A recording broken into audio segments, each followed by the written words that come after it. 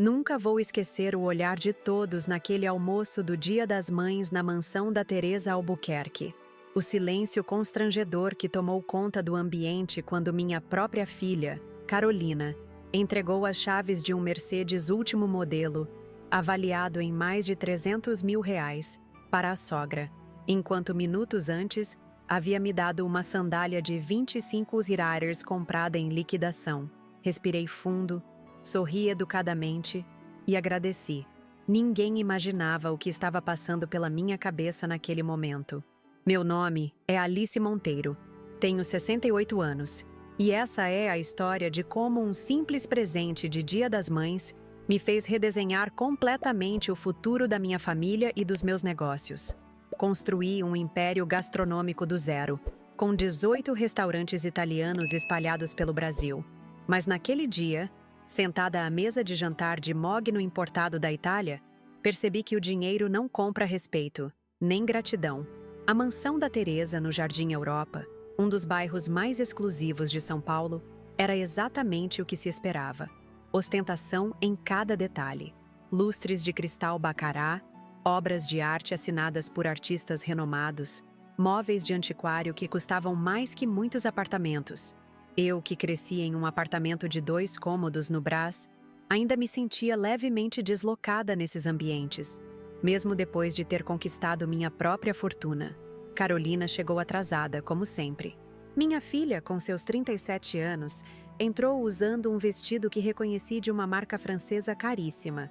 Um presente meu de aniversário do mês passado. Rafael, meu genro, vinha logo atrás, com aquele sorriso comercial que nunca alcançava os olhos. O casal perfeito, como gostavam de ser vistos. Teresa os recebeu com abraços efusivos, enquanto eu recebi apenas um aceno de cabeça e um "Dona Alice", murmurado com uma formalidade que sempre me mantinha à distância. "Mamãe, que bom que você veio", disse Carolina, me dando 2 beijos no rosto, cuidadosa para não borrar o batom caro. Eu sabia que aquele "que bom" escondia a surpresa de que eu tivesse aceitado o convite. Nos últimos anos, os almoços de Dia das Mães sempre haviam sido no meu restaurante principal na Moca, onde tudo começou. Era nossa tradição. Mas desta vez, Carolina insistiu que fosse na casa da sogra. Para variar um pouco, ela disse ao telefone. O almoço seguiu seu curso previsível. Teresa falando sobre sua recente viagem a Milão, Rafael comentando sobre seus novos investimentos imobiliários, Carolina mostrando fotos de sua última visita a um spa em Campos do Jordão. Ninguém perguntou sobre meus restaurantes, sobre o novo chefe francês que eu havia contratado a peso de ouro, ou sobre a unidade que acabara de inaugurar em Gramado. Eu era apenas uma espectadora naquela mesa, apesar de ter sido a razão original da comemoração. Minha neta Beatriz, de 11 anos, era a única que parecia genuinamente feliz em me ver. Sentou-se ao meu lado e me mostrou seus desenhos mais recentes. "Vovó, desenhei você no seu restaurante", disse ela, orgulhosa de sua criação. O desenho mostrava uma figura de cabelos grisalhos com um grande sorriso, rodeada de mesas e pessoas felizes. Senti meu coração aquecer. Pelo menos alguém naquela mesa me enxergava. Então chegou a hora dos presentes. "Vamos começar com o presente da vovó Alice", anunciou Carolina, me entregando uma pequena caixa mal embrulhada em papel de presente amassado. Parecia algo de última hora, algo que ela havia lembrado de comprar no caminho para a mansão. Abri com cuidado, tentando não demonstrar o desapontamento que já antecipava. Dentro, um par de sandálias básicas, daquelas que se encontram em qualquer loja de departamento. A etiqueta ainda estava lá, provavelmente por descuido. R$ 25,90. Com um adesivo amarelo de liquidação. "Achei a sua cara, mãe. Simples e prática, como você sempre foi", disse Carolina, com um sorriso que não me convenceu. Ao meu lado, percebi Beatriz franzindo a testa, confusa. "Obrigada, querida. São muito confortáveis", respondi, mantendo a dignidade. Afinal, fui criada para ser grata por qualquer presente, por menor que fosse. "Agora, o presente da minha sogrinha querida", exclamou Carolina, piscando para Rafael. Os dois saíram da sala por um momento, criando um suspense que fez Teresa se ajeitar na cadeira ansiosa como uma criança. Quando voltaram, traziam uma caixa enorme, lindamente embrulhada em papel prateado com um enorme laço vermelho. Teresa abriu com uma excitação mal contida, rasgando o papel como se estivesse em uma competição. Dentro havia uma pequena caixa de veludo, e dentro desta, uma chave com o símbolo da Mercedes-Benz. "Não acredito!" gritou Teresa, pulando de sua cadeira com uma agilidade surpreendente para seus 63 anos. "Vocês não fizeram isso!" "Fizeram.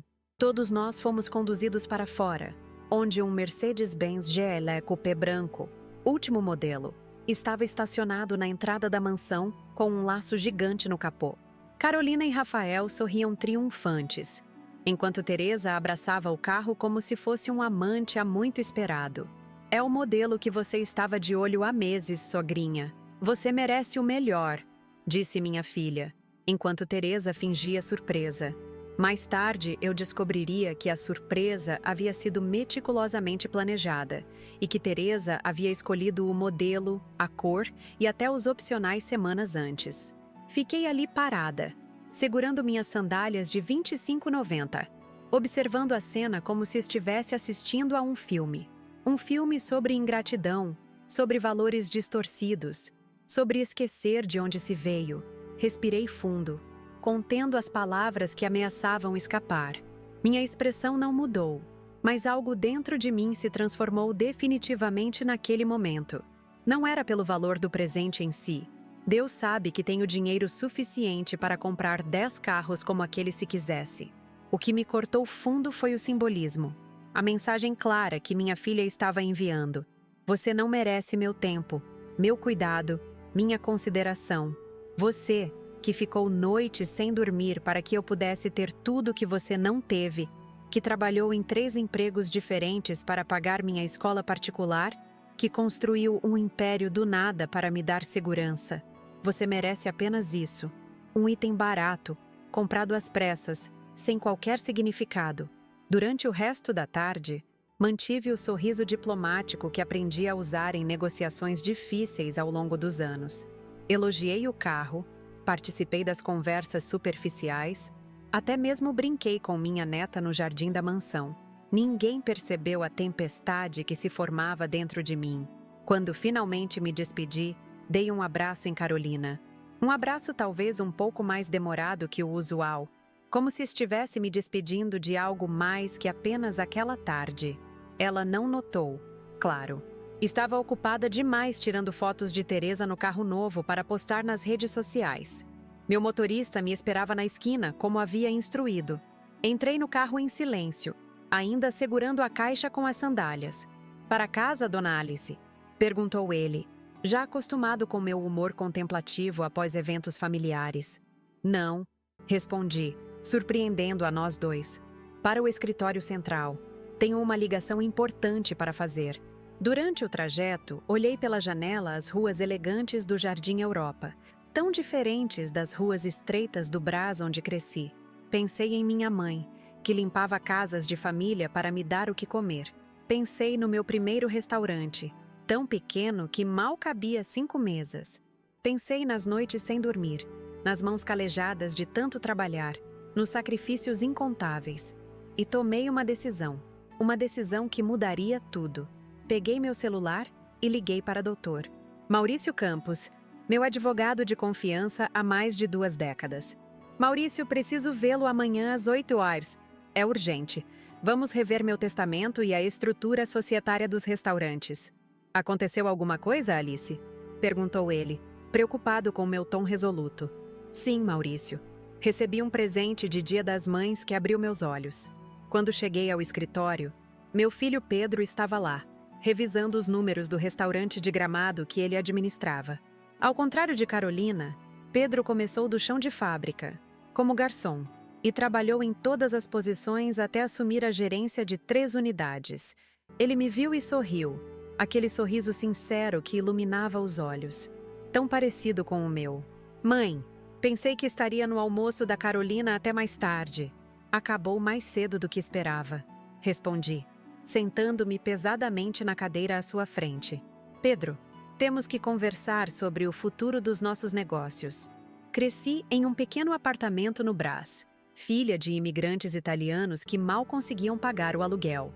Meus pais, Giuseppe e Maria Monteiro, ela manteve o sobrenome brasileiro após o casamento, chegaram ao Brasil em 1943, fugindo da guerra na Itália. Trouxeram apenas algumas roupas, as receitas da família e uma esperança inabalável em dias melhores. Papai conseguiu emprego em uma fábrica têxtil, enquanto mamãe costurava para fora, tentando complementar a renda que nunca era suficiente. Nossa casa era minúscula, um quarto onde dormíamos todos juntos, uma sala que também servia de cozinha e um banheiro tão pequeno que mal dava para se virar. Mas o que faltava em espaço, sobrava em amor e cheiros maravilhosos. Mamãe transformava ingredientes simples em refeições que alimentavam a alma. A verdadeira riqueza está na mesa farta, Alice. Ela sempre dizia, enquanto me ensinava a fazer o molho de tomate que levava 6 horas para ficar pronto. Comecei a trabalhar aos 12 anos, ajudando na cozinha da cantina do Ângelo, um pequeno restaurante do bairro. Lavava pratos, descascava legumes, varria o chão, qualquer coisa para ganhar alguns trocados que ajudassem em casa. O velho Ângelo, percebendo meu interesse pela comida, começou a me ensinar os segredos da cozinha italiana autêntica. "Você tem o dom, menina", dizia ele. "Suas mãos sabem o que a comida precisa antes mesmo de você pensar."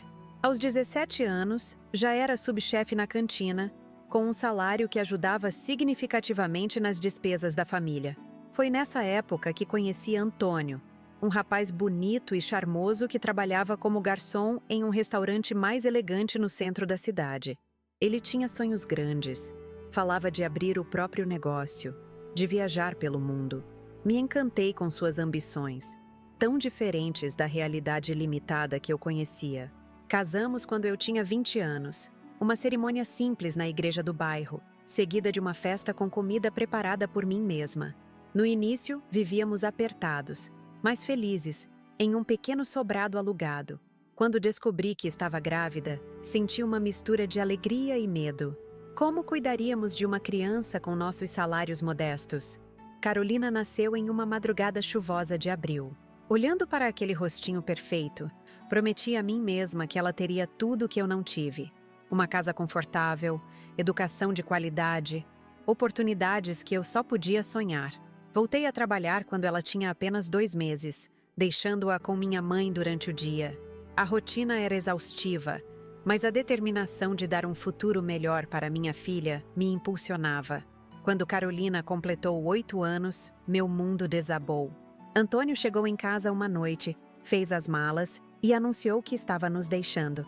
Conheci outra pessoa, Alice. Alguém que compartilha dos meus sonhos, que não se contenta com essa vidinha medíocre. Não derramei uma lágrima na frente dele. Guardei o choro para depois, quando Carolina dormia. A dor da traição foi imensa. Mas pior ainda era saber que agora estava sozinha para criar nossa filha. Nos meses seguintes, trabalhei como nunca. Além da cantina, comecei a fazer comida para festas nos fins de semana e dava aulas de culinária italiana em uma escola no centro.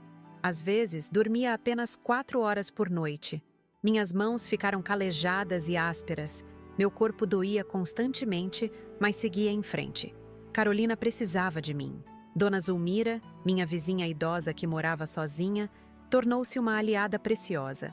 Quando minha mãe adoeceu e não pôde mais cuidar de Carolina, foi Zulmira quem assumiu esse papel. "Vá trabalhar tranquila, Alice", dizia ela. "Sua menina está em boas mãos." Carolina adorava a avó Zu, como a chamava carinhosamente, e aprendia com ela histórias e canções antigas que eu mesma nunca tinha tempo de ensinar. Fiz questão que Carolina estudasse nas melhores escolas que eu pudesse pagar. Economizava em tudo, roupas, lazer, até comida, para garantir sua mensalidade. Queria que ela tivesse todas as oportunidades, que nunca precisasse trabalhar aos 12 anos como eu. Quando a via com o uniforme impecável, carregando a mochila cheia de livros, sentia que todo sacrifício valia a pena.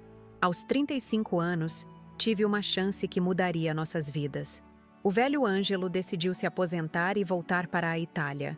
Ofereceu-me a oportunidade de comprar sua cantina por um preço amigável, com pagamento facilitado.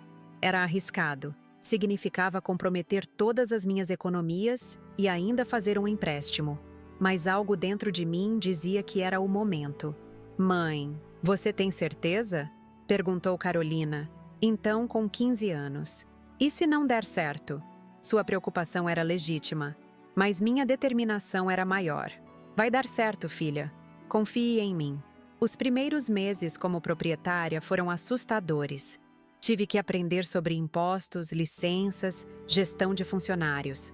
Tudo enquanto mantinha a qualidade da comida. Houve noites em que fechava o caixa com lágrimas nos olhos, temendo não conseguir pagar as contas do mês seguinte. Mas persistência era algo que aprendi desde criança. Lentamente, as coisas começaram a mudar. Modifiquei o cardápio, incluindo receitas da minha avó que não eram encontradas em nenhum outro lugar. Renovei a decoração, criando um ambiente acolhedor que remetia às tratorias italianas autênticas. E, principalmente, coloquei meu coração em cada prato que saía da cozinha. Os sabores da nona, como rebatizei o restaurante, começou a ganhar reputação. Primeiro vieram os moradores do bairro, depois pessoas de outras regiões de São Paulo, atraídas pelo boca a boca. Em um ano, tínhamos filas na porta nos fins de semana. Em 2 anos, precisei comprar o imóvel ao lado para expandir. Foi nessa época que conheci Roberto, um homem gentil e trabalhador que frequentava o restaurante regularmente. Diferente de Antônio, Roberto não tinha grandes ambições ou promessas grandiosas. Apenas uma sinceridade reconfortante e um respeito genuíno pelo que eu havia construído. Nosso relacionamento floresceu naturalmente, sem pressa. Quando engravidei de Pedro, aos 37 anos, foi uma surpresa doce para ambos. Carolina, então com 17 anos, não recebeu bem a notícia. Você vai ter outro filho agora? Quando estou prestes a ir para a faculdade, sua reação me machucou, mas entendi sua insegurança. Durante tantos anos, havia sido apenas nós duas contra o mundo. Prometi que nada mudaria entre nós, que haveria sempre espaço em meu coração para ambos. Pedro nasceu saudável e tranquilo, um bebê que sorria mais do que chorava. Roberto esteve ao meu lado nos primeiros meses, mas nosso relacionamento não resistiu às pressões combinadas de um recém-nascido e um negócio em expansão. Separamo-nos amigavelmente quando Pedro tinha 1 ano, mantendo uma relação cordial pelo bem do nosso filho. Enquanto isso, os sabores da nona prosperava além das minhas expectativas. A crítica gastronômica do principal jornal de São Paulo nos deu 4 estrelas, descrevendo minha comida como um abraço da nona que todos gostaríamos de ter. Celebridades começaram a frequentar o lugar. Empresários marcavam reuniões importantes em nossas mesas. Certa vez, até um governador esperou 40 minutos por uma mesa. Quando Carolina foi aprovada em administração na mais prestigiosa Universidade de São Paulo, senti um orgulho que transbordava. Minha filha seria a primeira pessoa da família a ter um diploma universitário. Fiz questão de pagar não apenas a faculdade, mas também um apartamento próximo ao campus, para que ela pudesse se concentrar nos estudos sem precisar se preocupar com transporte ou outras dificuldades. Você merece o melhor, filha, disse ao entregar-lhe as chaves do apartamento mobiliado e decorado. Seus olhos brilhavam ao explorar os cômodos espaçosos, tão diferentes do pequeno sobrado onde cresceu. Obrigada, mãe, respondeu me abraçando. Um dia vou retribuir tudo isso. Aquele momento, pensei na época, compensava todos os sacrifícios. Com Carolina na faculdade e Pedro ainda pequeno, dividi meu tempo entre maternar e expandir os negócios. Abri o segundo restaurante em Pinheiros, um bairro mais elegante, mantendo a essência da comida, mas adaptando o ambiente para uma clientela mais sofisticada. O sucesso foi instantâneo, validando minha visão de que comida autêntica e feita com amor encontra espaço em qualquer lugar. Os anos passaram rapidamente. Carolina se formou com distinção e insistiu em fazer um MBA no exterior. Outra despesa significativa que assumi sem hesitar. É um investimento no seu futuro, disse, assinando os cheques para a prestigiosa escola de negócios em Londres.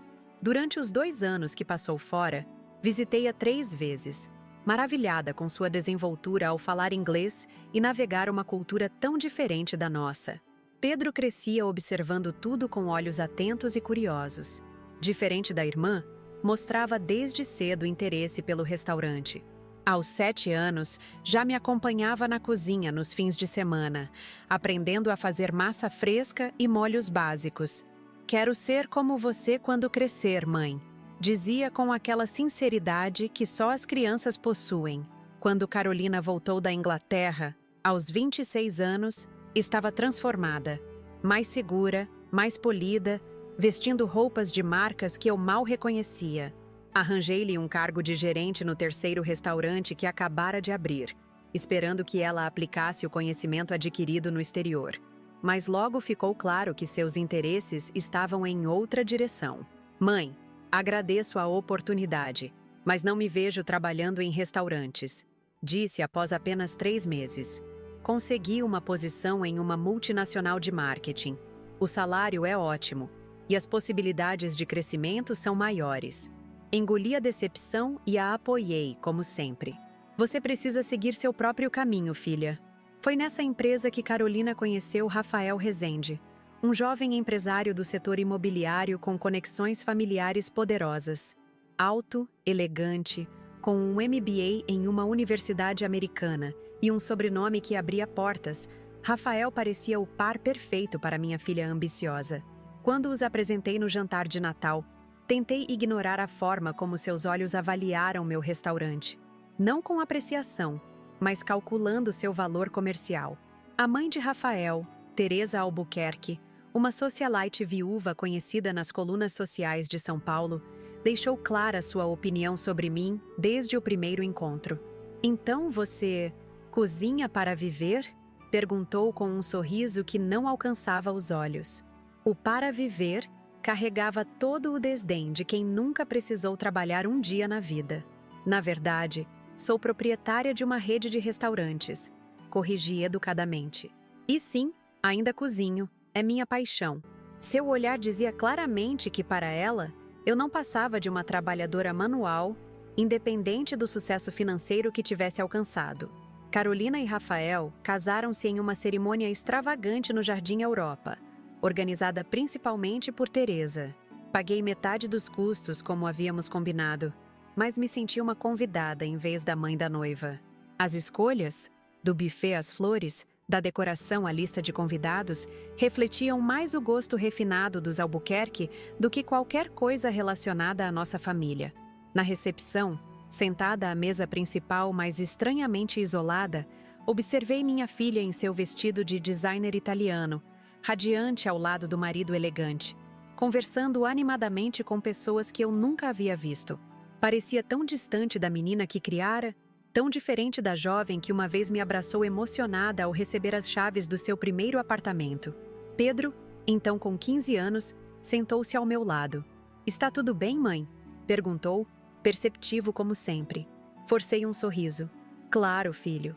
Estou apenas admirando sua irmã. Ela está linda, não?" Ele assentiu, mas seus olhos diziam que havia entendido perfeitamente o que eu realmente sentia. Nos anos seguintes, Carolina e Rafael construíram uma vida que parecia saída de uma revista de luxo. Moravam em uma cobertura nos jardins, viajavam constantemente para destinos exclusivos, frequentavam os eventos mais badalados da cidade. Minha filha raramente visitava o restaurante original na Muca, onde tudo começou. "É tão longe, mãe, e o trânsito é impossível." Enquanto isso, continuei expandindo meus negócios. De um restaurante modesto, Sabores da Nona, transformou-se em uma rede com 18 unidades espalhadas pelo Brasil. Abri restaurantes em Belo Horizonte, Rio de Janeiro, Brasília, Porto Alegre e outros lugares onde identifiquei oportunidades. Cada um mantinha a essência original: comida italiana autêntica, feita com ingredientes de qualidade e muito amor. Aos 15 anos, Pedro pediu para trabalhar no restaurante da Muca aos fins de semana. "Quero aprender tudo desde o começo", explicou. Começou como auxiliar de garçom, depois passou para a cozinha, aprendendo cada função, cada segredo. Via nele a mesma paixão que sempre me moveu, o mesmo respeito pelos ingredientes e pelas tradições. Carolina e Rafael tiveram uma filha, Beatriz, quando minha filha tinha 30 anos. Minha primeira neta era uma criança doce e curiosa, que, para minha alegria, adorava passar tempo comigo na cozinha quando a visitava. "Vovó, me ensina a fazer ravioli?" pedia, subindo em um banquinho para alcançar a bancada. Nesses momentos, sentia que algo da nossa tradição familiar continuava vivo, apesar das mudanças. Aos 60 anos, considerando uma semi-aposentadoria, comprei uma casa simples, mas confortável em Ubatuba, no litoral norte de São Paulo. Era meu refúgio, onde podia sentir o cheiro do mar, cultivar um pequeno jardim de ervas e receber meus poucos amigos verdadeiros sem pretensões. Pedro, já adulto e administrando 3 dos meus restaurantes com competência admirável, costumava me visitar regularmente. Carolina, ocupada com sua vida social e profissional, raramente aparecia, exceto em datas comemorativas, e nem sempre. A cada ano que passava, notava o distanciamento crescente entre mim e minha filha. Não era apenas uma questão de tempo ou geografia, era uma distância de valores, de prioridades. Carolina parecia cada vez mais imersa no mundo de aparências e status que os Albuquerque tanto valorizavam. Nas raras ocasiões em que nos reuníamos, ela falava entusiasticamente sobre reformas em sua cobertura, novas joias, festas exclusivas, nunca sobre propósito, legado ou as coisas que realmente importavam para mim. "Você deveria vender a rede agora que está valorizada, mãe", sugeriu certa vez durante um almoço. "Receberia uma fortuna e poderia realmente aproveitar a vida." A ideia de me desfazer dos restaurantes que construí com tanto sacrifício, que eram não apenas um negócio, mas minha própria identidade, me pareceu absurda. "Esses restaurantes são minha vida, Carolina. Não estão à venda." Ela revirou os olhos exasperada. "Sempre tão apegada ao trabalho." "A vida é mais que isso, sabia?" Não respondi. Como explicar a alguém que nunca precisou lutar por nada que o trabalho pode ser uma forma de expressão, uma fonte de propósito e significado? À medida que meus negócios cresciam, notei também um interesse crescente de Rafael em ajudar na administração. Ofereceu-se para intermediar contratos, sugeriu fusões com outras redes, propôs expansão internacional, sempre com aquele sorriso confiante que me deixava instintivamente desconfiada. "Posso apresentá-la a investidores interessantes", dizia, como se estivesse me fazendo um grande favor. Mantive-o educadamente à distância dos assuntos financeiros da empresa. "Agradeço a oferta, Rafael, mas tenho uma equipe excelente cuidando disso." Percebia seu desapontamento mal disfarçado, mas permanecia firme. Anos de negociações difíceis me ensinaram a reconhecer quando alguém está mais interessado em benefício próprio do que em uma parceria genuína. E assim chegamos àquele fatídico Dia das Mães, com suas sandálias de 25 ars e um carro de luxo que revelou, mais claramente do que qualquer conversa poderia, onde eu realmente estava na lista de prioridades da minha filha. Enquanto dirigia de volta para casa naquele dia, as sandálias no banco ao lado pareciam simbolizar tudo o que havia dado errado em nossa relação. Não era uma questão de dinheiro ou presentes materiais. Era sobre reconhecimento, sobre valorizar o caminho percorrido, sobre honrar os sacrifícios feitos. E percebendo isso com uma clareza dolorosa, entendi que precisava fazer mudanças significativas, não apenas no meu testamento ou na estrutura dos meus negócios, mas na forma como permitia ser tratada por aqueles a quem tanto dei. Aquele Dia das Mães começou como qualquer outro. Acordei cedo, como de costume, mesmo sendo domingo. Décadas trabalhando em restaurantes moldaram meu relógio biológico para despertar antes do sol. Preparei um café forte e sentei-me na varanda do meu apartamento no Brooklyn, observando São Paulo despertar lentamente. A cidade ainda estava quieta, um raro momento de paz antes do caos habitual. Meu telefone tocou às 7h30. Era Júlia, minha chefe executiva há mais de 15 anos, e uma das poucas pessoas que considero verdadeiramente amiga. "Feliz Dia das Mães, Alice. Só queria ser a primeira a te ligar hoje." Sorri, genuinamente tocada. Júlia sabia que datas comemorativas sempre traziam para mim uma mistura de alegria e melancolia. "Obrigada, querida. Como estão os preparativos para o evento de hoje?" "Tudo sob controle. O salão está lindo. As flores que você escolheu chegaram. E Enzo está finalizando aquele tiramisu especial que você tanto gosta. Todos os anos, o restaurante da Muca servia um almoço especial de Dia das Mães, uma tradição que mantínhamos religiosamente. Eram sempre os dias de maior movimento, com reservas feitas com meses de antecedência. Perfeito. Estarei lá à tarde para supervisionar o serviço. Mas pensei que você almoçaria com sua família hoje, disse Júlia, confusa. Sim, mas será mais cedo, na casa da Teresa. Devo estar livre por volta das 15 horas. Seguiu-se um silêncio significativo do outro lado da linha. Júlia conhecia muito bem a minha relação complicada com Teresa Albuquerque. Alice, tem certeza? Sempre fazemos o almoço de Dia das Mães no restaurante, com a Carolina e o Pedro. Foi pedido da Carolina. Acho que está tentando agradar a sogra, respondi, tentando soar mais despreocupada do que realmente estava. De qualquer forma, prometi a mim mesma que não criaria problemas. É só um almoço, certo? Depois de desligar, recebi várias outras mensagens e ligações, de funcionários, de fornecedores com quem mantinha relações próximas, até mesmo de clientes antigos que faziam questão de me parabenizar. Pedro ligou logo depois, sua voz sonolenta ainda. Mãe, feliz dia. Comprei um presente para você, mas só vou entregar quando nos encontrarmos no restaurante mais tarde. Sobre isso, filho, houve uma mudança de planos. Carolina insistiu para que o almoço fosse na casa da Teresa este ano. A pausa do outro lado da linha dizia tudo. Sério? E você aceitou? Pensei que o almoço nos sabores da nona fosse sagrado. Estou tentando ser flexível, respondi, mordendo o lábio. Sua irmã acha importante para o relacionamento dela com a sogra. E quanto ao nosso relacionamento com você? Isso não é importante? A indignação de Pedro me aqueceu o coração. Meu filho sempre teve essa percepção aguçada, essa lealdade feroz que me lembrava tanto de mim mesma. Podemos comemorar depois, no restaurante. Você vem, não é? Claro que sim. Não trocaria nossa tradição por nada, nem por ninguém, acrescentou, com ênfase que deixava claro seu descontentamento com a escolha da irmã. Às 11 horas, meu motorista, Sebastião, já estava me esperando na portaria. Optei por um terninho azul marinho discreto, porém elegante, com um broche de pérolas que havia comprado em minha primeira viagem à Itália como empresária bem-sucedida. Era meu pequeno amuleto da sorte, um lembrete de como havia chegado longe. Para o Jardim Europa, Sebastião. Instruí ao entrar no carro. Sim, dona Alice. A senhora parece preocupada hoje. Sebastião trabalhava comigo há mais de uma década. De motorista, tornou-se uma espécie de confidente, daqueles que ouvem sem julgar. Apenas pensativa. Sabe como são os almoços na casa da Teresa. Ele assentiu, compreensivo. Bem, se a senhora precisar de uma saída estratégica, é só me mandar uma mensagem. Posso criar uma emergência no restaurante. Ri com a sugestão.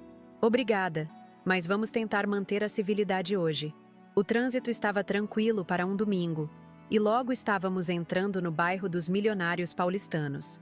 Casas imponentes escondidas atrás de muros altos e sistemas de segurança sofisticados. Um mundo à parte da São Paulo que conheci na infância. A mansão dos Albuquerque era exatamente como se esperava. Ostentação em cada detalhe.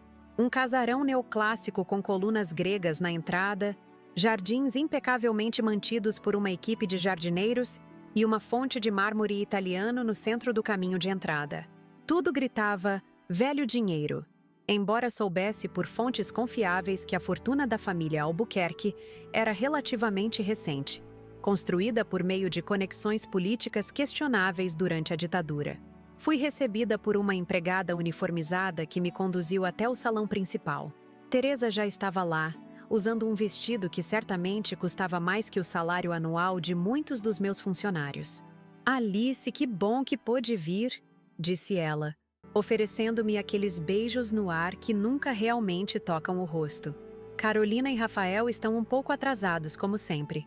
Obrigada pelo convite, Teresa, respondi educadamente, embora soubesse que o convite partira de Carolina, não dela.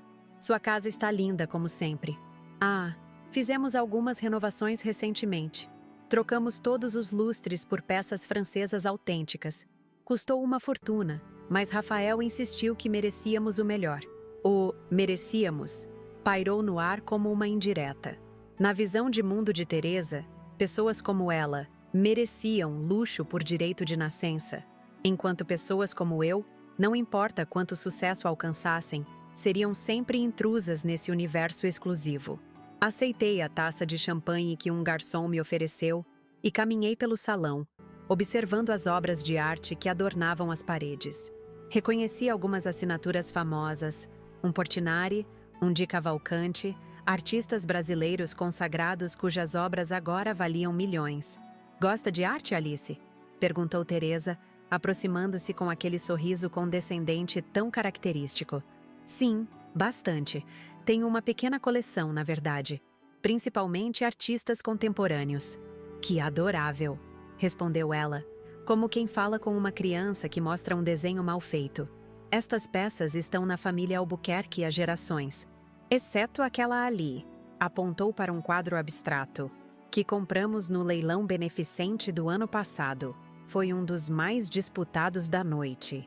Assenti, sem mencionar que também estivera naquele leilão e arrematara 2 peças significativas que agora adornavam os sabores da nona de Brasília. Finalmente, a campainha tocou anunciando a chegada de Carolina e Rafael. Minha filha entrou deslumbrante, usando um vestido que reconheci de uma marca francesa caríssima, um presente meu de aniversário do mês passado. Rafael, como sempre, impecável em seu traje casual chique que parecia saído de uma revista de moda italiana. "Mamãe!" Carolina exclamou, vindo em minha direção para um abraço rápido. "Que bom que você veio!" Havia uma nota de surpresa em sua voz, como se realmente não esperasse que eu aceitasse o convite. Isso me incomodou mais do que gostaria de admitir. "Claro que vim, filha. É Dia das Mães, afinal." "Alice!" cumprimentou-me Rafael com um aceno formal de cabeça, antes de se dirigir à própria mãe com muito mais entusiasmo. "Mamãe, você está deslumbrante!" O almoço foi servido no jardim de inverno, uma estrutura impressionante de vidro e ferro que abrigava plantas raras, e uma mesa de jantar para 12 pessoas, embora fôssemos apenas 4. A louça era de porcelana inglesa, os talheres de prata maciça, cada detalhe cuidadosamente escolhido para impressionar. A comida, devo admitir, estava excelente. Um chefe particular havia preparado um menu de fusão franco-japonesa, elegante e sofisticado, embora eu secretamente preferisse 1000 vezes um bom prato de pasta feito com amor. A conversa fluiu superficialmente durante a refeição. Rafael falando sobre seus novos empreendimentos imobiliários, Teresa comentando sobre sua recente viagem a Milão para a Semana de Moda, Carolina mostrando fotos de sua última visita a um spa exclusivo em Campos do Jordão. Ninguém perguntou sobre meus restaurantes, sobre o novo chefe francês que eu havia contratado a peso de ouro, ou sobre a unidade que acabara de inaugurar em Gramado. Quando a sobremesa foi servida, um elaborado prato desconstruído que mais parecia uma obra de arte moderna, Teresa anunciou que era a hora dos presentes do Dia das Mães. "Carolina, por que você não começa dando o presente para sua mãe?" sugeriu, com um sorriso que não me pareceu genuíno. Minha filha pareceu momentaneamente desconcertada, como se tivesse sido pega de surpresa. "Ah, claro!" Ela se levantou e saiu rapidamente, retornando com uma pequena caixa mal embrulhada em papel amassado. "Feliz Dia das Mães, mamãe", disse, entregando-me o pacote sem muita cerimônia. Abri cuidadosamente, tentando não demonstrar o desapontamento que já antecipava. Dentro, um par de sandálias básicas, daquelas que se encontram em qualquer loja de departamento. A etiqueta ainda estava lá, provavelmente por descuido. R$ 25,90, com um adesivo amarelo de liquidação. "Achei a sua cara, mãe. Simples e prática, como você sempre foi", disse Carolina, com um sorriso que não me convenceu. "Obrigada, querida. São muito confortáveis", respondi, mantendo a dignidade. Notei o olhar de Teresa, uma mistura de pena e satisfação maliciosa que fez meu estômago revirar. Ela sabia exatamente o que estava acontecendo. "Agora, o presente da minha sogrinha querida", exclamou Carolina, piscando para Rafael. Os dois saíram da sala por um momento, criando um suspense que fez Teresa se ajeitar na cadeira, ansiosa como uma criança. Quando voltaram, Traziam uma caixa enorme, lindamente embrulhada em papel prateado com um enorme laço vermelho. Teresa abriu com uma excitação mal contida, rasgando o papel como se estivesse em uma competição. Dentro, havia uma pequena caixa de veludo. E dentro desta, uma chave com o símbolo da Mercedes-Benz. "Não acredito!" gritou Teresa, pulando de sua cadeira com uma agilidade surpreendente para seus 63 anos. "Vocês não fizeram isso!" "Fizeram." Todos nós fomos conduzidos para fora, onde um Mercedes-Benz GLE Coupé branco, último modelo, estava estacionado na entrada da mansão, com um laço gigante no capô. Carolina e Rafael sorriam triunfantes, enquanto Teresa abraçava o carro como se fosse um amante há muito esperado. "É o modelo que você estava de olho há meses, sogrinha. Você merece o melhor", disse minha filha, enquanto Teresa fingia surpresa. Fiquei ali parada, segurando minhas sandálias de R$ 25,90, observando a cena como se estivesse assistindo a um filme. Um filme sobre ingratidão, sobre valores distorcidos, sobre esquecer de onde se veio. O contraste era tão gritante, tão dolorosamente óbvio, que por um momento me perguntei se não era algum tipo de teste cruel. Como minha própria filha, que eu havia criado com tanto sacrifício e amor, poderia ser tão insensível. Respirei fundo, contendo as palavras que ameaçavam escapar. Minha expressão não mudou, mas algo dentro de mim se transformou definitivamente naquele momento. O resto da tarde se arrastou em uma névoa de conversas superficiais e falsa cordialidade. Tirei fotos com Carolina e Teresa para as redes sociais. Sorri quando deveria sorrir. Assenti quando esperavam que assentisse. Uma performance perfeita de uma mãe que não estava profundamente magoada. Quando finalmente me despedi, dei um abraço em Carolina. Um abraço talvez um pouco mais demorado que o usual, como se estivesse me despedindo de algo mais que apenas aquela tarde. Ela não notou, claro. Estava ocupada demais tirando fotos de Teresa no carro novo para postar nas redes sociais.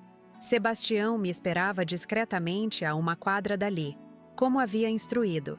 Entrei no carro em silêncio, ainda segurando a caixa com as sandálias. "Pra casa, dona Alice?" perguntou ele, já acostumado com o meu humor contemplativo após eventos familiares. "Não", respondi, surpreendendo a nós dois. "Para o escritório central. Tenho uma ligação importante para fazer." Durante o trajeto, olhei pela janela as ruas elegantes do Jardim Europa, tão diferentes das ruas estreitas do Brás onde cresci. Pensei em minha mãe, que limpava casas de família para me dar o que comer. Pensei no meu primeiro restaurante, tão pequeno que mal cabia 5 mesas. Pensei nas noites sem dormir, nas mãos calejadas de tanto trabalhar, nos sacrifícios incontáveis. E tomei uma decisão que mudaria tudo. Peguei meu celular e liguei para Dr. Maurício Campos, meu advogado de confiança há mais de 2 décadas. "Maurício, preciso vê-lo amanhã às 8h. É urgente. Vamos rever meu testamento e a estrutura societária dos restaurantes." "Aconteceu alguma coisa, Alice?" perguntou ele, preocupado com meu tom resoluto. "Sim, Maurício. Recebi um presente de Dia das Mães que abriu meus olhos." Ao chegar ao escritório central na Avenida Paulista, um edifício comercial elegante onde ocupávamos 3 andares inteiros, encontrei Pedro revisando alguns relatórios financeiros. Ele levantou os olhos, surpreso ao me ver. "Mãe, pensei que estaria no almoço até mais tarde." "Acabou mais cedo do que eu esperava", respondi, sentando-me pesadamente na cadeira à sua frente. "Pedro, precisamos conversar sobre o futuro dos nossos negócios." Nos dias seguintes, iniciei o que chamei secretamente de Operação Redesenho Familiar. O primeiro passo foi a reunião com o Dr. Maurício na segunda-feira pela manhã. Durante 3 horas, revisamos meticulosamente meu testamento e a estrutura societária de todos os meus empreendimentos. "Tenho certeza disso, Alice?" perguntou ele quando expliquei minhas intenções. "É uma mudança significativa. Absoluta certeza, Maurício." A sandália de 25 reais me fez ver com clareza o que estava bem diante dos meus olhos há anos. As alterações foram substanciais. Removi Carolina como herdeira principal dos meus restaurantes e negócios. Em seu lugar, coloquei Pedro, que apesar de mais novo, Sempre demonstrou compromisso e respeito pelo império que construí. Não fiz isso por vingança, mas por justiça e responsabilidade com o legado que tanto me custou para construir. O segundo passo foi solicitar uma auditoria completa nas finanças da empresa. Contratei uma firma independente, sem informar Carolina ou Rafael. Os resultados, que chegaram uma semana depois, foram alarmantes. Dona Alice, encontramos algumas irregularidades que precisam de sua atenção urgente, informou o auditor-chefe em nossa reunião privada. Ele me mostrou documentos que comprovavam que Rafael, usando procurações que eu havia assinado confiando em Carolina, havia feito empréstimos significativos em nome da minha empresa para financiar seus próprios negócios imobiliários, incluindo o carro dado a Teresa. Isso é possivelmente criminoso, comentou o Dr. Maurício, examinando os papéis com crescente preocupação. Não quero envolver a polícia, pelo menos não ainda, respondi, sentindo uma mistura de raiva e tristeza.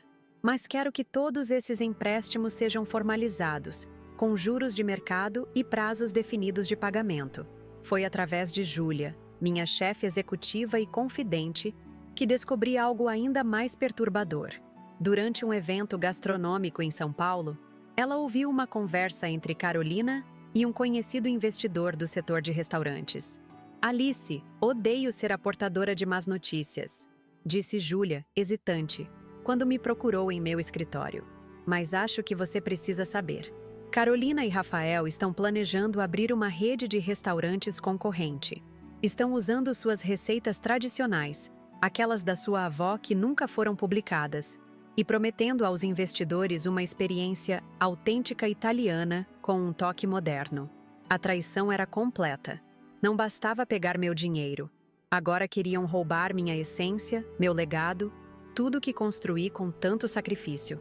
A cereja do bolo veio quando meu contador revelou que a mansão onde Carolina e Rafael viviam, supostamente comprada com o dinheiro dele, havia sido adquirida por mim anos antes como investimento, através de uma holding que eles desconheciam. Eu havia permitido que morassem lá como presente de casamento, mas o imóvel continuava em meu nome.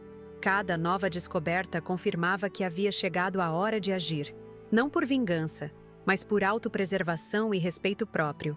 2 semanas após o Dia das Mães, convoquei uma reunião familiar no escritório central da Rede Sabores da Nona. Anunciei que seria para discutir minha possível aposentadoria. Como esperado, Carolina, Rafael e até mesmo Teresa apareceram ansiosos, certamente esperando assumir o controle dos negócios.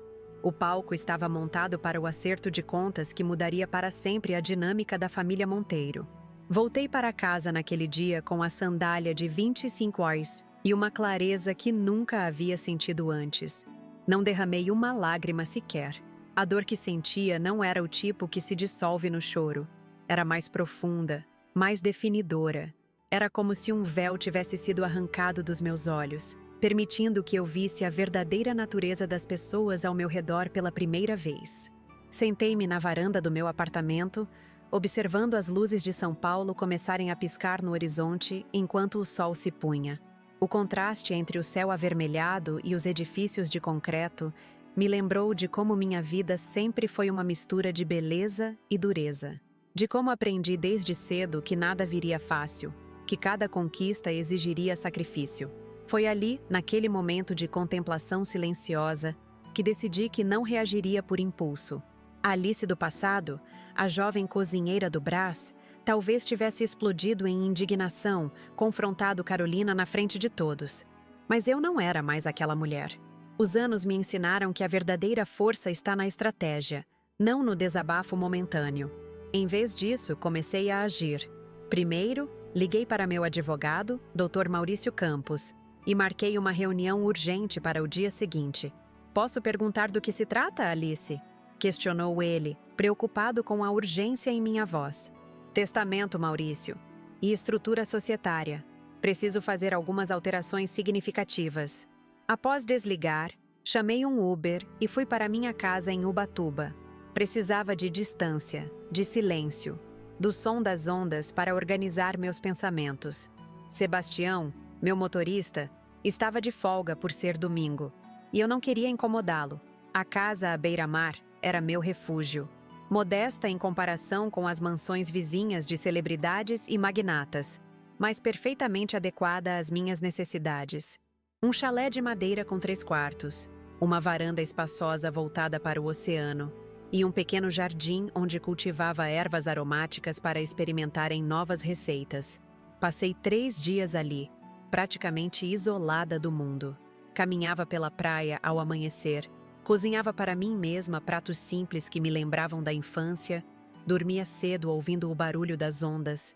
Foi um retiro necessário, um momento de reconexão com meus valores essenciais, antes de tomar decisões que alterariam o curso de várias vidas. Na quarta-feira, voltei a São Paulo renovada e determinada.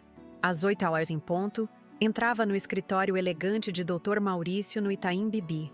Meu advogado, um homem de 60 e poucos anos com cabelos grisalhos perfeitamente aparados e óculos de tartaruga, me recebeu com a formalidade calorosa que caracterizava nossa relação de mais de 20 anos. "Alice, você parece diferente", observou ele após me oferecer um café. "Estou diferente, Maurício. Tive uma epifania no Dia das Mães. Durante as 3 horas seguintes, expliquei detalhadamente as mudanças que desejava implementar. Maurício ouvia atentamente, tomando notas ocasionais, seu rosto experiente raramente revelando surpresa, mesmo diante das minhas decisões mais drásticas. "Tenho certeza disso, Alice?", perguntou quando terminei de expor minhas intenções. "É uma mudança significativa." "Absoluta certeza, Maurício. A sandália de 25 dólares me fez ver com clareza o que estava bem diante dos meus olhos há anos. As alterações foram substanciais. Primeiramente, atualizei meu testamento. Removi Carolina como herdeira principal dos meus restaurantes e negócios. Em seu lugar, designei Pedro como beneficiário de 70% das ações da holding que controlava toda a rede Sabores da Nona. Carolina ainda receberia 10%, não por merecimento, mas porque, apesar de tudo, continuava sendo minha filha. Os 20% restantes seriam divididos entre executivos-chave que haviam demonstrado lealdade ao longo dos anos, incluindo Júlia, minha chefe executiva. "Ela vai contestar isso judicialmente, você sabe", alertou Maurício, sempre pragmático. "Deixe-a tentar. Estou em pleno gozo das minhas faculdades mentais, como qualquer exame psiquiátrico confirmará. E tenho motivos sólidos para essa decisão, que documentaremos extensivamente." O segundo passo foi reconfigurar a estrutura societária dos restaurantes, removendo imediatamente qualquer procuração ou poder de assinatura que Carolina ou Rafael pudessem ter. Maurício redigiu os documentos na hora, e assinei cada um deles com uma determinação tranquila. "Quero uma auditoria completa, Maurício. Financeira, contábil, patrimonial, tudo. Quero saber exatamente o que anda acontecendo nos bastidores enquanto estive distraída com expansões e novos projetos." Meu advogado assentiu fazendo uma anotação. "Tenho uma equipe de confiança que pode começar imediatamente, com total discrição." Saí do escritório sentindo um peso sendo removido dos meus ombros. Não estava agindo por vingança. Estava corrigindo um desequilíbrio, protegendo o fruto de décadas de trabalho árduo. Os resultados da auditoria começaram a chegar uma semana depois, e foram ainda piores do que eu temia. Convoquei uma reunião de emergência com Maurício e o auditor-chefe, Sr. Mendes, em uma sala privativa no último andar da sede da empresa. "Dona Alice, encontramos algumas irregularidades que precisam de sua atenção urgente", começou o Sr. Mendes, abrindo uma pasta grossa sobre a mesa de reuniões. O que se seguiu foi uma exposição metódica de abuso de confiança. Rafael, usando procurações que eu havia assinado confiando em Carolina, havia feito empréstimos significativos em nome da minha empresa para financiar seus próprios negócios imobiliários, empreendimentos que, segundo a auditoria, estavam quase todos no vermelho. "Este empréstimo aqui de 320 mil reais foi realizado há apenas 3 semanas", apontou o Sr. Mendes para um documento. "Coincide com a compra do veículo Mercedes-Benz registrado em nome de Teresa Albuquerque." Senti meu estômago afundar. Não bastava a humilhação simbólica da sandália versus o carro de luxo. O próprio carro havia sido comprado com o meu dinheiro, sem meu conhecimento ou autorização. Isso é possivelmente criminoso, comentou o Dr. Maurício, examinando os papéis com crescente preocupação. Não quero envolver a polícia. Pelo menos não ainda, respondi, sentindo uma mistura de raiva e tristeza. Mas quero que todos esses empréstimos sejam formalizados, com juros de mercado e prazos definidos de pagamento. A auditória também revelou que Carolina recebia um salário mensal considerável como consultora da rede de restaurantes, embora não houvesse nenhum registro de trabalho efetivo realizado por ela. Esse pagamento nunca havia sido aprovado por mim. Era outra manobra feita através das procurações. Enquanto processava essas informações devastadoras, Júlia me procurou em meu escritório, o rosto tenso de quem carrega um fardo pesado. Alice, odeio ser a portadora de más notícias, disse hesitante, fechando a porta atrás de si. Mas acho que você precisa saber. Estive no Fórum Gastronômico Internacional ontem à noite, aquele no Hotel Unique. Carolina estava lá. Franzi a testa, confusa. Minha filha nunca demonstrou interesse genuíno por gastronomia. Ela estava com Rafael conversando com Felipe Cordeiro. O nome fez meu sangue gelar. Cordeiro era um investidor conhecido por financiar redes de restaurantes concorrentes, frequentemente usando táticas agressivas para capturar mercado. Consegui me aproximar discretamente e ouvi parte da conversa. Continuou Júlia, visivelmente desconfortável. Alice, eles estão planejando abrir uma rede de restaurantes concorrente. Monteiro Cucina Italiana é o nome provisório. A traição era completa. Não bastava pegar meu dinheiro. Agora queriam roubar minha essência, meu legado.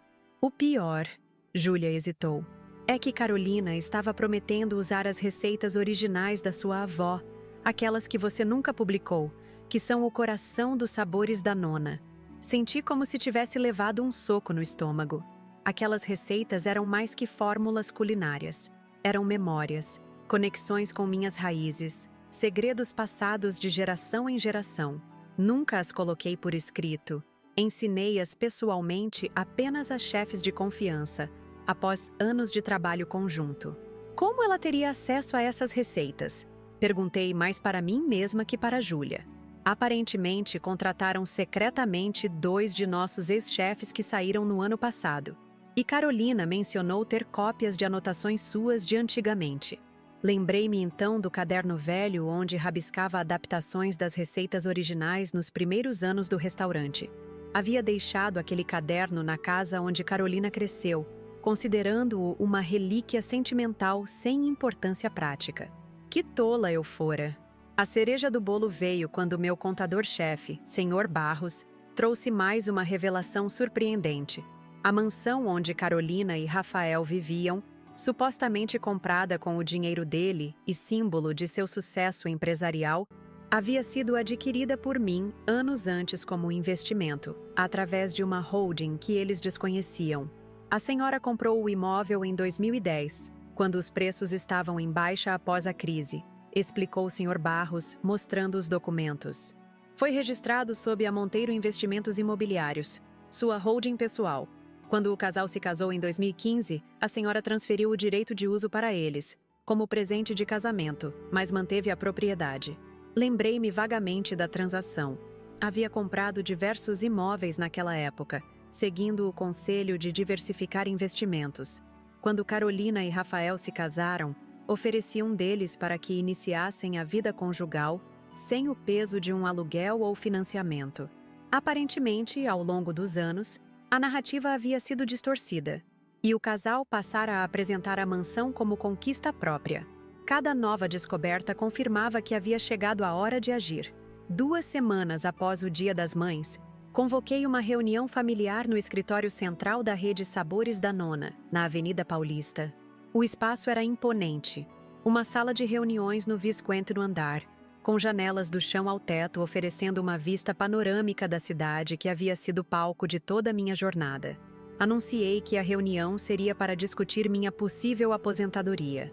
Como esperado, Carolina, Rafael e até mesmo Teresa apareceram ansiosos, certamente esperando assumir o controle dos negócios.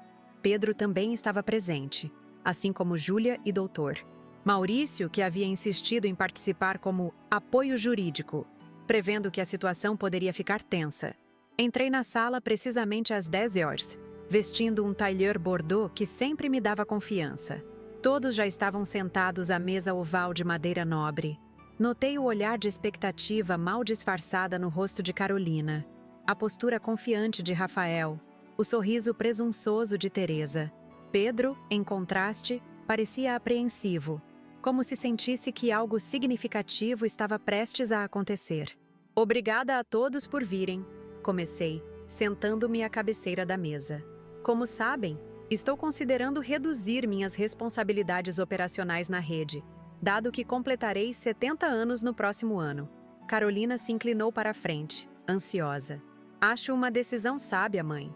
Você trabalhou duro toda a vida, merece descansar agora. Exatamente, concordou Rafael com aquele sorriso comercial. E pode ficar tranquila que cuidaremos bem do seu legado. O uso do nós não passou despercebido. Já se viam como os herdeiros naturais do império. Em vez de responder diretamente, abri minha bolsa e retirei a caixa com as sandálias de 25 ars que havia recebido no Dia das Mães. Coloquei-a no centro da mesa, causando olhares confusos ao redor. Antes de discutirmos o futuro, gostaria de falar sobre o presente, literalmente. Apontei para a caixa. Este presente me fez lembrar de onde vim e me mostrou claramente quem realmente valoriza meu caminho. O rosto de Carolina empalideceu levemente, mas ela manteve a compostura.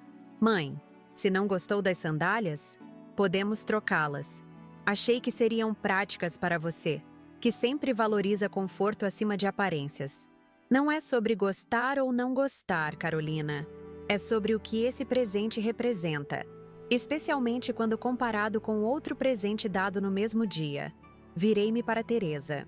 Um Mercedes de 300 mil ars, se não me engano. Teresa abriu a boca para responder, mas continuei antes que pudesse falar. Um carro de luxo que, curiosamente, foi comprado com dinheiro da minha empresa, através de um empréstimo não autorizado feito por Rafael, usando procurações que eu ingenuamente assinei. O silêncio que se seguiu foi denso, quase palpável. Rafael perdeu a cor completamente, enquanto Carolina olhava para ele com uma mistura de choque e pânico. Não sei do que você está falando, Rafael finalmente respondeu, tentando soar indignado. Comprei aquele carro com meu próprio dinheiro, dos meus negócios imobiliários.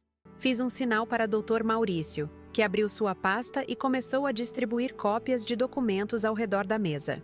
Estes são os registros da transferência bancária da conta corporativa da Sabores da Nona para a concessionária Mercedes-Benz, datada de 3 dias antes do Dia das Mães. Expliquei calmamente. E este é o contrato de compra do veículo, assinado por Rafael Rezende, mas registrado em nome de Teresa Albuquerque. Mais papéis foram distribuídos. E estes são registros de outros empréstimos realizados nos últimos 2 anos, totalizando mais de 2,7 milhões de reais, todos sem meu conhecimento ou autorização. Rafael tentou argumentar, mas sua voz falhava. Alice, deve haver algum mal-entendido. Esses fundos eram para investimentos conjuntos, estratégias de diversificação que beneficiariam ambas as empresas. Não há mal-entendido algum. Corteio. A auditoria foi minuciosa. Sei exatamente para onde foi cada centavo. Para cobrir dívidas pessoais, financiar seu estilo de vida luxuoso e sustentar empreendimentos imobiliários fracassados que você esconde dos investidores. Virei-me para Carolina, que agora parecia menor em sua cadeira, o rosto uma máscara de pânico. E você, minha filha? Descobri também sobre a Monteiro Cucina Italiana, sobre como planejam usar minhas receitas de família, aquelas que nunca publiquei, para competir diretamente com os restaurantes que construí do zero. Mãe, eu posso explicar, começou ela, a voz trêmula. Era apenas uma ideia, um projeto para o futuro. Queríamos expandir o legado da família, criar algo nosso, usando meu nome, minhas receitas e financiado com dinheiro desviado da minha empresa. Completei. Que tipo de legado é esse, Carolina? Teresa, que até então observava a cena com um misto de choque e cálculo, decidiu intervir. Alice, acho que está exagerando. São apenas questões familiares que poderiam ser resolvidas discretamente, sem todo este teatro. Virei-me lentamente para ela, sentindo uma calma gélida se espalhar pelo meu corpo. Teresa, também descobri as mensagens. Aquelas onde você chama minha comida de pasta de pobretona, onde diz a Carolina que ela precisa superar a vergonha de ter uma mãe cozinheira, onde planeja como vocês três poderiam modernizar minha operação antiquada quando eu finalmente me aposentasse. O rosto de Teresa ficou vermelho de raiva e vergonha. Ela não esperava que suas palavras cruéis voltassem para assombrá-la. E quanto à mansão onde vocês moram? Concluí olhando para Carolina e Rafael. Vocês têm 30 dias para desocupar o imóvel. Afinal, ele sempre foi meu. O rosto de Carolina ficou lívido. O quê? Não pode fazer isso. Aquela casa é nossa. Compramos com o que exatamente? Interrompi. A casa foi comprada por mim em 2010, através da Monteiro Investimentos. Está registrada em meu nome até hoje. Vocês têm apenas direito de uso, que agora estou revogando. Rafael começou a gritar que aquilo era um absurdo, que consultaria seus advogados, que eu não poderia simplesmente expulsá-los. Teresa juntou-se ao coro de indignação, dizendo que eu estava cometendo o maior erro da minha vida, que me arrependeria amargamente. Em meio ao caos, Pedro se levantou. Meu filho, geralmente calmo e contido, bateu com força na mesa, silenciando a todos. Chega, trovejou ele, com uma autoridade que me surpreendeu. Respeitem minha mãe. Ela construiu tudo isso do nada, enquanto vocês só sabem usufruir. Deveriam agradecer por ela não estar prestando queixa na polícia neste exato momento. Rafael virou-se para Pedro, destilando veneno. E você está muito satisfeito, não é? Sempre foi o favorito, agora vai ficar com tudo. Pedro balançou a cabeça com uma mistura de pena e desprezo. Essa é a diferença entre nós, Rafael. Você vê empresas, propriedades, dinheiro. Eu vejo o trabalho da minha mãe, o sonho que ela construiu com suas próprias mãos. Nunca quis ficar com tudo. Só queria que ela fosse respeitada. A reunião terminou em clima de funeral. Carolina chorava silenciosamente. Rafael fazia ameaças veladas. Teresa mantinha uma dignidade forçada enquanto recolhia sua bolsa Chanel. Enquanto saíam, Carolina virou-se para mim uma última vez. Mãe, não faça isso. Por favor. Mas era tarde demais. As decisões já estavam tomadas. Os documentos assinados. O futuro redesenhado. Quando todos saíram, restando apenas eu, Pedro, Júlia e Dr. Maurício na sala, senti uma estranha leveza, como se tivesse depositado um fardo que carregava há anos sem perceber. Você está bem? Perguntou Pedro, colocando a mão gentilmente sobre meu ombro. Estou em paz, respondi, surpreendendo a mim mesma com a sinceridade daquela afirmação. Pela primeira vez em muito tempo, estou verdadeiramente em paz. 2 semanas após o Dia das Mães, convoquei uma reunião familiar no escritório central da rede Sabores da Nona, na Avenida Paulista. Escolhi cuidadosamente o local, o visigumado andar do edifício empresarial que havia comprado 5 anos antes, com vista panorâmica para a cidade que testemunhou minha jornada desde as cozinhas improvisadas do Brás até o topo do mundo gastronômico. Aquela sala de reuniões, com sua mesa de mogno maciço e cadeiras de couro italiano, era um símbolo do poder que construí com minhas próprias mãos. Anunciei que a reunião seria para discutir minha possível aposentadoria. Como esperada, essa isca foi irresistível. Carolina, Rafael e até mesmo Teresa apareceram ansiosos, certamente esperando assumir o controle dos negócios. Vi a ambição mal disfarçada em seus olhos quando entraram na sala, cumprimentando-me com sorrisos calculados e beijos no ar que nunca tocavam minha pele. Pedro também estava presente, assim como Júlia, minha fiel chefe executiva, e Dr. Maurício, que havia insistido em participar como apoio jurídico. Sob a mesa, organizados em pastas cuidadosamente identificadas, estavam todos os documentos que precisaríamos.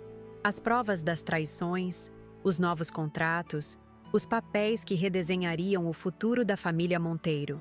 Entrei por último na sala, precisamente às 10 horas, vestindo um tailleur bordeaux que sempre me dava confiança. Ao ver todos já sentados à minha espera, senti uma onda de determinação me percorrer. Por décadas, fui a matriarca que sacrificava tudo pela família. Hoje, seria a empresária protegendo seu legado. Obrigada a todos por virem. Comecei, sentando-me à cabeceira da mesa. Como sabem, estou considerando reduzir minhas responsabilidades operacionais na rede, dado que completarei 70 anos no próximo ano. Carolina se inclinou para a frente ansiosa. Acho uma decisão sábia, mãe. Você trabalhou duro toda a vida. Merece descansar agora.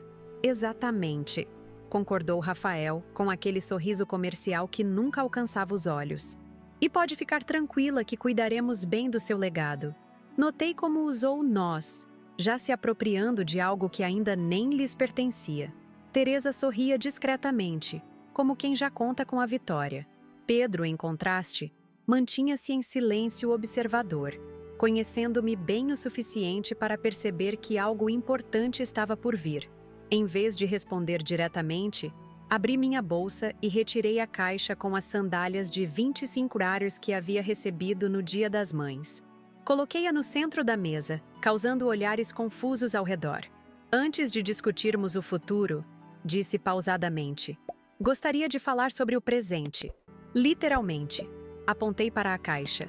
Este presente me fez lembrar de onde vim e me mostrou claramente quem realmente valoriza meu caminho. O rosto de Carolina empalideceu levemente, mas ela manteve a compostura. Mãe, se não gostou das sandálias, podemos trocá-las. Achei que seriam práticas para você, que sempre valoriza conforto acima de aparências. Não é sobre gostar ou não gostar, Carolina. É sobre o que esse presente representa, especialmente quando comparado com outro presente dado no mesmo dia. Virei-me para Teresa. Um Mercedes de 300 mil, se não me engano? A tensão na sala aumentou perceptivelmente. Teresa ajeitou-se na cadeira, desconfortável. Um carro de luxo que, curiosamente, foi comprado com dinheiro da minha empresa, através de um empréstimo não autorizado feito por Rafael, usando procurações que eu ingenuamente assinei. O silêncio que se seguiu foi ensurdecedor. Rafael perdeu a cor completamente, enquanto Carolina olhava para ele com uma mistura de choque e pânico. Não sei do que você está falando. Rafael finalmente respondeu, tentando soar indignado. Comprei aquele carro com meu próprio dinheiro, dos meus negócios imobiliários. Fiz um sinal para Dr. Maurício, que abriu sua pasta e começou a distribuir cópias de documentos ao redor da mesa. Estes são os registros da transferência bancária da conta corporativa da Sabores da Nona para a concessionária Mercedes-Benz, datada de 3 dias antes do Dia das Mães. Expliquei calmamente. E este é o contrato de compra do veículo, assinado por Rafael Rezende, mas registrado em nome de Teresa Albuquerque. Continuei distribuindo documentos, metodicamente expondo cada traição, cada abuso de confiança. Mostrei os registros de empréstimos não autorizados totalizando mais de 2,7 milhões de reais.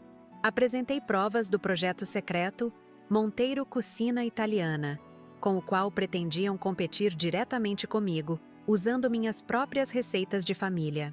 Expus as mensagens trocadas entre os três, onde debochavam das minhas origens humildes e planejavam como modernizariam minha operação antiquada, quando eu finalmente me aposentasse. Por fim, coloquei sobre a mesa os documentos da mansão onde Carolina e Rafael viviam, registrada em meu nome desde 2010. E quanto à mansão onde vocês moram, concluí olhando para o casal, vocês têm 30 dias para desocupar o imóvel. Afinal, ele sempre foi meu. O que se seguiu foi uma explosão de indignação. Rafael gritava sobre processos judiciais. Carolina chorava, dizendo que eu não poderia fazer isso com minha própria filha. Teresa vociferava que eu estava cometendo o maior erro da minha vida. Apenas Pedro e Júlia permaneciam em silêncio, testemunhando com respeito o momento em que eu finalmente tomava as rédeas do que era meu por direito. Quando o tumulto inicial diminuiu, anunciei as mudanças na estrutura societária da empresa. Pedro assumiria 70% das ações, tornando-se o acionista majoritário. Carolina manteria 10%, não por merecimento, mas porque, apesar de tudo, continuava sendo minha filha. Os 20% restantes seriam divididos entre executivos-chave, incluindo Júlia. Isso é completamente injusto, protestou Carolina, lágrimas de raiva escorrendo pelo rosto perfeitamente maquiado. Sou sua primogênita. Tenho direito a pelo menos metade de tudo. Direito? Repeti, mantendo a voz calma apesar da tempestade emocional que a palavra provocou em mim. Que direito exatamente? O direito de nascer como minha filha? E que obrigações vêm com esse direito, Carolina? Respeito? Gratidão? Lealdade? Em algum momento você honrou essas obrigações? Ela não tinha resposta para isso. Rafael, percebendo que a situação estava irremediavelmente perdida, mudou de tática. Alice, vamos ser razoáveis. Certamente podemos chegar a um acordo que beneficie a todos. Talvez uma joint venture entre nossos empreendimentos, uma fusão que potencialize o valor. Não haverá negociação, Rafael. As decisões já estão tomadas, os documentos registrados. Quanto aos empréstimos não autorizados, vocês têm duas opções: devolver o dinheiro com juros de mercado em 90 dias ou enfrentar um processo criminal por apropriação indébita. Teresa, que até então alternava entre explosões de indignação e tentativas de intimidação, levantou-se abruptamente. Você vai se arrepender disso, Alice Monteiro. Ninguém cruza a família Albuquerque sem consequências.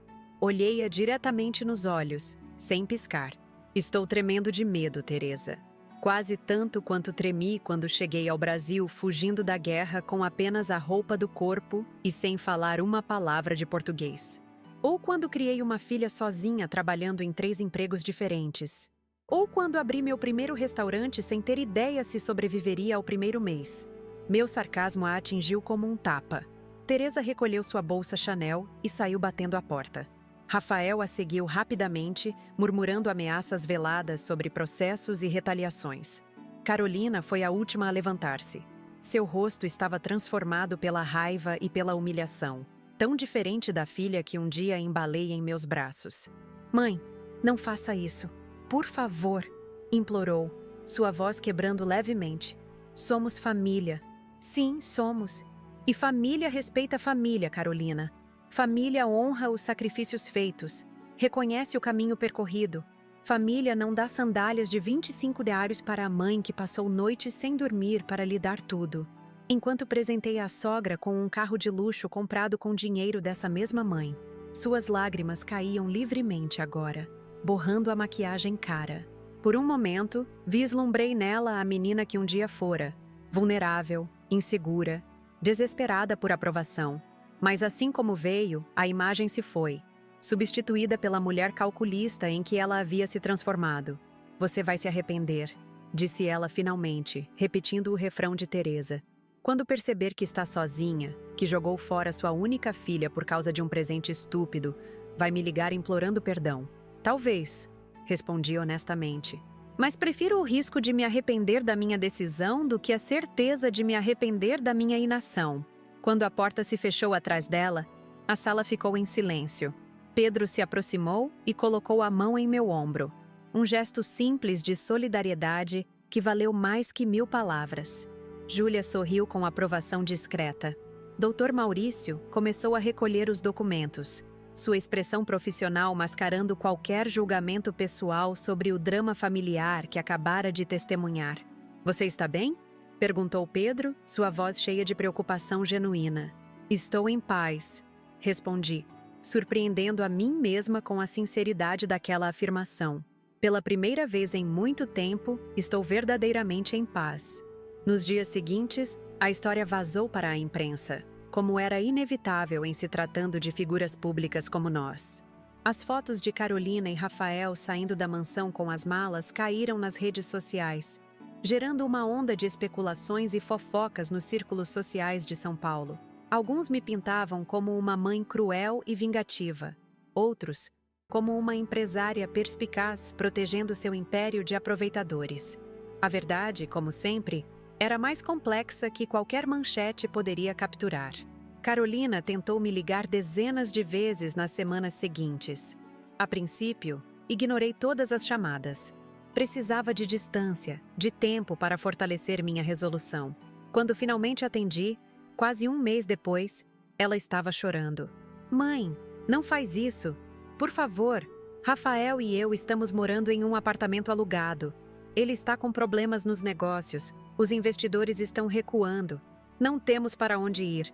Seu desespero era palpável, mas notei que não havia menção de arrependimento, de reconhecimento do erro, apenas do desconforto das consequências. Mesmo assim, senti meu coração de mãe apertar.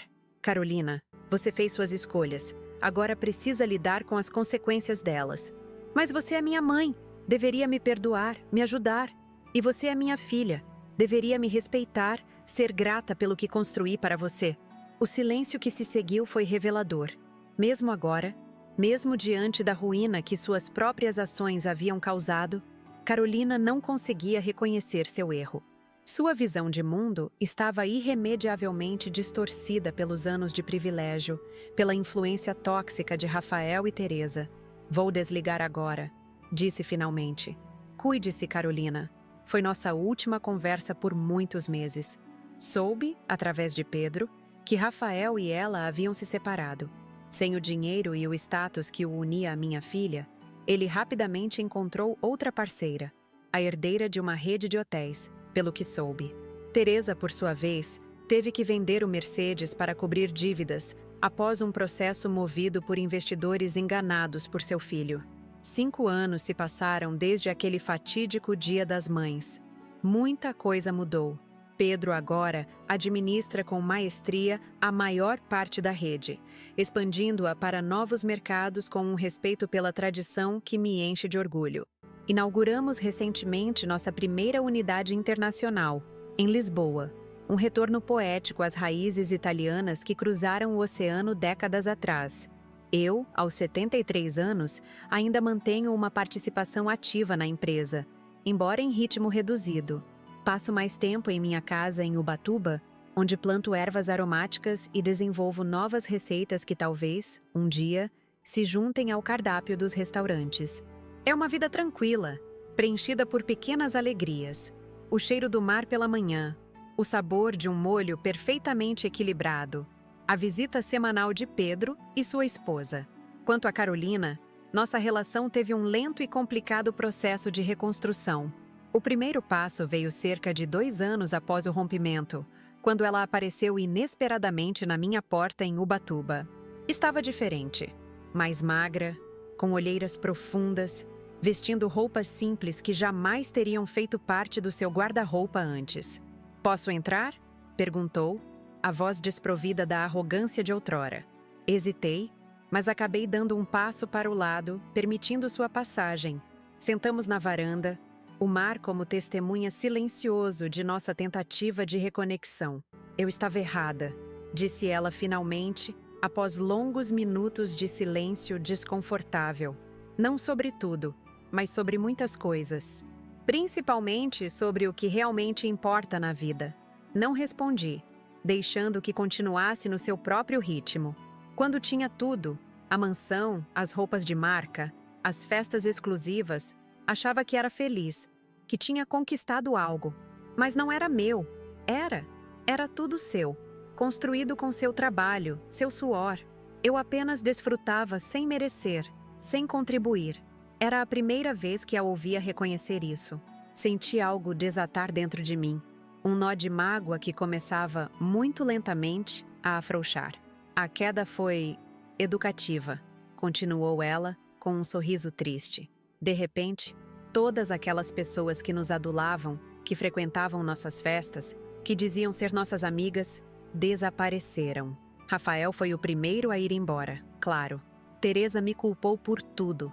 Disse que eu deveria ter administrado melhor a relação com você, que falhei como filha e como estrategista. "E o que você fez?" Perguntei curiosa sobre como ela havia sobrevivido. Voltei ao início. Peguei o dinheiro das minhas ações, aqueles 10% que você generosamente manteve comigo, e comprei uma pequena cafeteria em Pinheiros. Está indo bem, na verdade. Nada comparado aos seus restaurantes, claro, mas é meu, realmente meu, construído com meu próprio esforço. Senti uma onda de orgulho inesperado. Talvez houvesse mais de mim em Carolina do que eu imaginava. aquela resiliência, aquela capacidade de recomeçar do zero.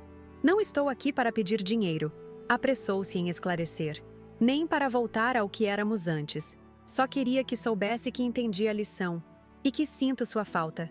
Passamos a tarde conversando, realmente conversando, talvez pela primeira vez em décadas. Havia mágoas profundas de ambos os lados, feridas que levariam tempo para cicatrizar completamente. Mas era um começo. Hoje, nossa relação é de respeito mútuo.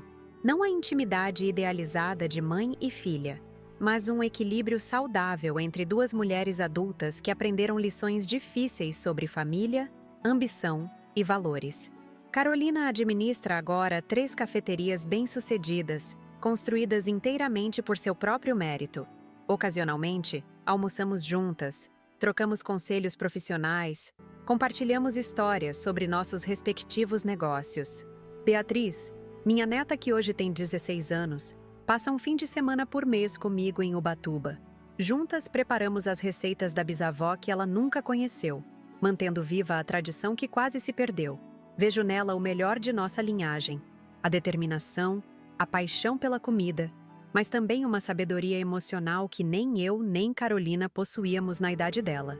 Quanto àquelas sandálias de 25 reais, elas ocupam um lugar de honra em meu closet. Não pelo conforto que proporcionam aos meus pés cansados, mas pelo valor inestimável da lição que me ensinaram. Observe como as pessoas te tratam quando acham que não precisam mais de você. Ali está a verdadeira essência delas. A vida me ensinou que família não é apenas sangue. É escolha, é compromisso diário, é valorização mútua. Que riqueza não é apenas dinheiro no banco. É propósito, é legado, é a diferença que fazemos na vida dos outros. E que nunca é tarde demais para redesenhar os contornos da própria história, para proteger o que construímos com tanto suor, para exigir o respeito que merecemos. Se há uma mensagem que gostaria de deixar para quem me ouve, é esta. Seu valor não diminui porque alguém não consegue enxergá-lo. Não permita que a ingratidão dos outros apague sua luz ou diminua suas conquistas. E lembre-se sempre, às vezes um presente de 25 atrauros pode valer mais que todos os carros de luxo do mundo, pelo que ele revela sobre quem somos e sobre como somos vistos por aqueles que dizem nos amar. Esta é a minha história. Uma história de sandálias e Mercedes, de restaurantes e traições, de quedas e recomeços, mas acima de tudo, uma história sobre descobrir que, mesmo aos 68 anos, nunca é tarde demais para dizer não à desvalorização e sim ao amor próprio. E você, o que faria no meu lugar? Teria tomado a mesma decisão? Acredita que fui dura demais? Ou talvez não o suficiente? Compartilhe também suas próprias experiências com ingratidão familiar e como lidou com elas. E não se esqueça de se inscrever no canal Vovó Lembrou, para mais histórias como a minha. Sua interação significa muito. Cada comentário, cada like é um reconhecimento de que nossas histórias importam, de que nossas experiências podem iluminar o caminho de outros. Hoje, 5 anos depois daquele fatídico Dia das Mães, minha vida está completamente transformada. Quando olho para trás e revejo tudo o que aconteceu, percebo que aquele momento aparentemente pequeno, receber uma sandália de 25 reais, enquanto minha filha presenteava a sogra com um carro de 300 mil, foi na verdade um divisor de águas. O instante exato em que decidi reescrever minha história aos 68 anos de idade. Cresci no Brás, filha de imigrantes italianos que mal conseguiam pagar o aluguel. Comecei a trabalhar aos 12 anos em uma cozinha de restaurante, sonhando com um futuro melhor. Quando Antônio me abandonou com Carolina pequena, trabalhei em 3 empregos simultaneamente para garantir que minha filha tivesse tudo que eu nunca tive: boa educação, roupas de marca, oportunidades. Sacrifiquei noites de sono, fins de semana, saúde, tudo em nome de um futuro brilhante para nós duas. Com muito suor e determinação, consegui abrir meu primeiro restaurante na Muca, Os Sabores da Nona. O sucesso veio gradualmente, e aquele pequeno estabelecimento se transformou em uma rede com 18 unidades espalhadas pelo Brasil. Construí um império gastronômico do zero, com as receitas da minha avó e uma ética de trabalho inabalável. Mas enquanto eu construía esse império, falhei em perceber que estava criando uma filha que não valorizava o caminho percorrido, que via meu trabalho como algo menor, algo do qual se envergonhar nos círculos requintados que passou a frequentar após se casar com Rafael Rezende, filho da socialite Teresa Albuquerque. Permitir que Carolina crescesse com todos os privilégios que eu nunca tive, talvez tenha sido meu maior erro. Ela nunca aprendeu o valor do trabalho árduo, da persistência, da gratidão. Quando aquele Dia das Mães chegou, a diferença gritante entre os presentes foi apenas a manifestação visível de um problema muito mais profundo. As sandálias de 25 ares simbolizavam como Carolina realmente me via.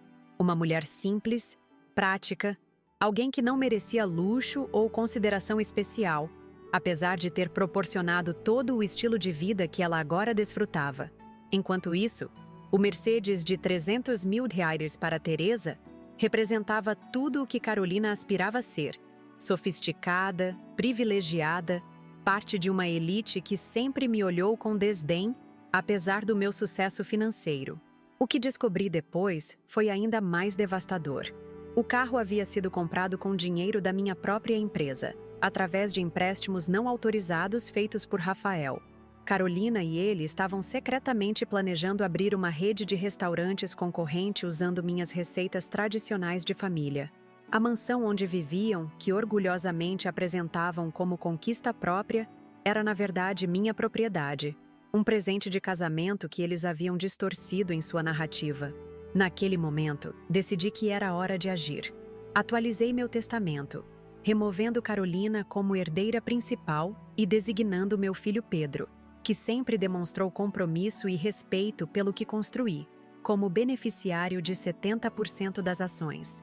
Contratei uma auditoria que revelou o verdadeiro alcance dos abusos financeiros e da traição. A confrontação foi inevitável e dolorosa. Convoquei uma reunião familiar onde expus tudo o que havia descoberto, desde os desvios financeiros até as mensagens onde debochavam das minhas origens humildes. Dei a Carolina e Rafael 30 dias para desocuparem a mansão. Formalizei os empréstimos não autorizados, exigindo devolução com juros de mercado. Foi o dia em que finalmente coloquei limites claros, protegendo não apenas meu patrimônio, mas minha dignidade. As consequências foram imediatas. Rafael abandonou Carolina assim que percebeu que o dinheiro havia acabado. Teresa a culpou pela perda de status e privilégios. Minha filha, pela primeira vez na vida, teve que enfrentar o mundo real sem a rede de segurança que eu sempre proporcionei. Surpreendentemente, essa queda foi transformadora para ela. 2 anos depois, Carolina reapareceu na minha porta em Ubatuba, não para pedir dinheiro, mas para reconhecer seus erros. Com os 10% das ações que mantive em seu nome, ela abriu uma pequena cafeteria em Pinheiros, construindo algo genuinamente seu pela primeira vez na vida. Hoje, nossa relação foi reconstruída sobre novas bases. Não a intimidade idealizada de mãe e filha, mas um respeito mútuo entre 2 mulheres adultas que aprenderam lições difíceis. Carolina administra 3 cafeterias bem-sucedidas. Pedro comanda a maior parte da rede Sabores da Nona com uma mistura perfeita de inovação e respeito pela tradição. Minha neta Beatriz, agora com 16 anos, passa fins de semana comigo aprendendo as receitas da família, mantendo vivo o legado que quase se perdeu. Quanto a mim, aos 73 anos, encontrei um equilíbrio que nunca pensei ser possível. Ainda participo ativamente da empresa, mas em ritmo reduzido. Passo mais tempo em minha casa em Ubatuba, experimentando novas receitas e desfrutando da paz que vem de saber que meu legado está seguro nas mãos de quem verdadeiramente o valoriza. As sandálias de 25 ainda ocupam um lugar especial no meu closet. Não pelo conforto que proporcionam, mas pela valiosa lição que me ensinaram. Observe como as pessoas te tratam quando acham que não precisam mais de você. Ali está a verdadeira essência delas.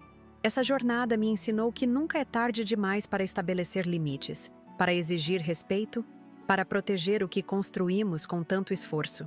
Que família não é apenas sangue, é reconhecimento mútuo, é gratidão, é honrar o caminho percorrido por aqueles que vieram antes de nós. Se você está enfrentando situações semelhantes, talvez uma ingratidão familiar, um desequilíbrio nas relações, pessoas que tomam mas nunca dão em troca, saiba que você tem o direito de redesenhar essas dinâmicas. Não importa a sua idade, sua história prévia, os padrões estabelecidos. Você merece respeito e reconhecimento, especialmente daqueles que mais se beneficiaram dos seus sacrifícios. Compartilhar esta história não foi fácil. Reviver esses momentos dolorosos, essas traições, essas descobertas, tudo isso mexeu com emoções profundas que guardo comigo. Mas acredito que nossas experiências mais difíceis podem ser faróis para outros que estão passando por situações semelhantes. Por isso, peço que compartilhem nos comentários. Vocês já passaram por alguma situação de ingratidão familiar? Como lidaram com isso? Teriam tomado a mesma decisão que eu ou teriam feito diferente? Seus relatos podem ajudar outras pessoas que estão assistindo e se identificando com esta história.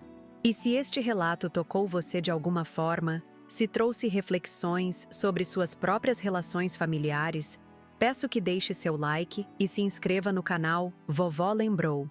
Cada novo inscrito nos motiva a continuar trazendo histórias reais como esta.